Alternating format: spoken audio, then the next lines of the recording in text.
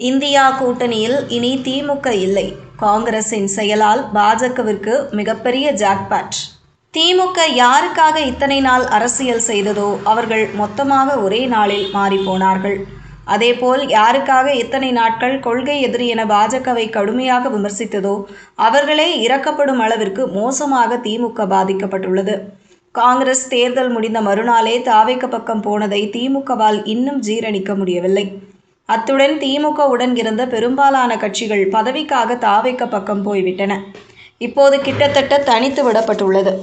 இப்படியான சூழலில் தேசிய அரசியலில் பெரிய மாற்றம் நிகழப்போகிறது. இந்தியா கூட்டணியில் இருந்து திமுக வெளியேறியுள்ளது. இது பாஜகவிற்கு மிகப்பெரிய ஜாக்பட்டாக மாறப்போகிறது. எப்படி என்பதை பார்ப்போம். திமுக 2004 தொடங்கி 2014ஆம் ஆண்டு தவிர மற்ற எல்லா நாடாளுமன்ற தேர்தல்களிலும் காங்கிரசுடன் கூட்டணி அமைத்தே போட்டியிட்டு வெற்றி பெற்று வந்தது. அதேபோல் கடந்த 2024 நாடாளுமன்ற தேர்தலில் பாரதிய ஜனதா தலைமையிலான தேசிய ஜனநாயக கூட்டணியை எதிர்த்து காங்கிரஸ், திமுக உள்ளிட்ட 26 கட்சிகள் இணைந்து இந்தியா கூட்டணி உருவானது. இந்த தேர்தலில் தேசிய ஜனநாயக கூட்டணியிடம் இந்தியா கூட்டணி வீழ்ந்ததால் ராஷ்டிரிய லோக்தளம் உள்ளிட்ட கட்சிகள் விலகியது. அடுத்ததாக தமிழக சட்டமன்ற தேர்தலில் திமுக தோல்வியடைந்து ஆட்சி அதிகாரத்தை இழந்த நிலையில் திமுக கூட்டணியில் இருந்து காங்கிரஸ் கட்சி கலன்று தாவேக ஆட்சியமைக்க கைகொடுத்தது. இதனால் தேசிய அளவில் காங்கிரஸ் கட்சி அங்கம் வகிக்கும் இந்தியா கூட்டணியில் திமுக நீடிக்காது என்கிற நிலை ஏற்பட்டுள்ளது. ஏனெனில் டெல்லியில் வருகிற 8ஆம் தேதி நடைபெறும் இந்தியா கூட்டணி கட்சிகள் ஆலோசனை கூட்டத்தில் பங்கேற்குமாறு திமுகவிற்கு அழைப்பு விடுக்கப்பட்டுள்ளது. ஆனால் காங்கிரஸ் கட்சி கலந்து கொள்ளும் இந்த கூட்டத்தில் திமுக பங்கேற்காது என்று அறிவித்துள்ளது.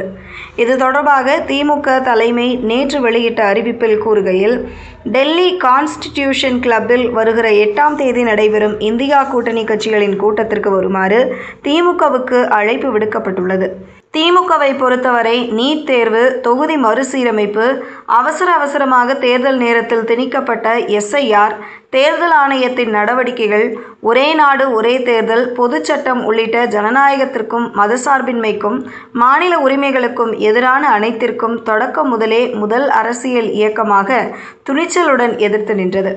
அதற்கான நடவடிக்கைகளை ஜனநாயக ரீதியில் நாடாளுமன்றத்திலும், ஆட்சியில் இருந்த நேரத்தில் சட்டமன்றத்திலும், மக்கள் மன்றத்திலும், உரிய நேரத்தில் நீதிமன்றங்களிலும் எடுத்து வைத்து வாதாடியும் போராடியும் வந்திருக்கிறது.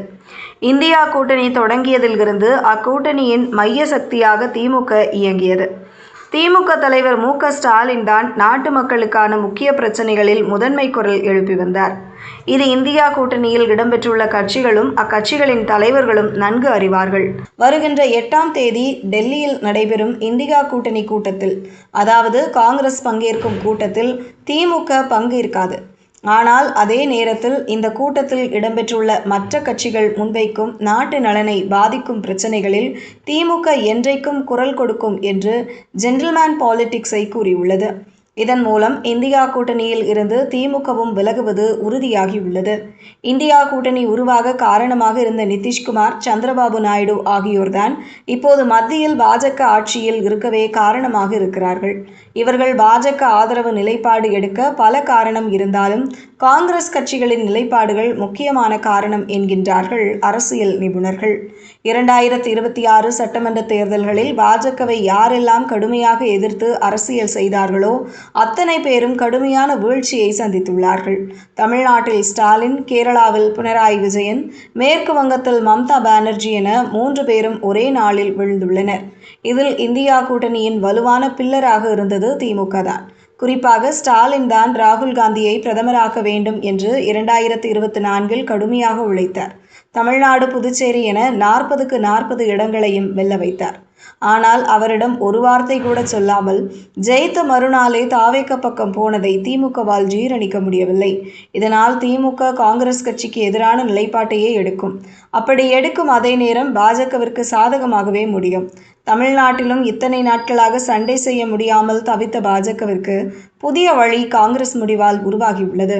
காங்கிரஸ் முடிவு பாஜகவிற்கு சாதகமாகி உள்ளதாக அரசியல் நிபுணர்கள் சொல்கிறார்கள்.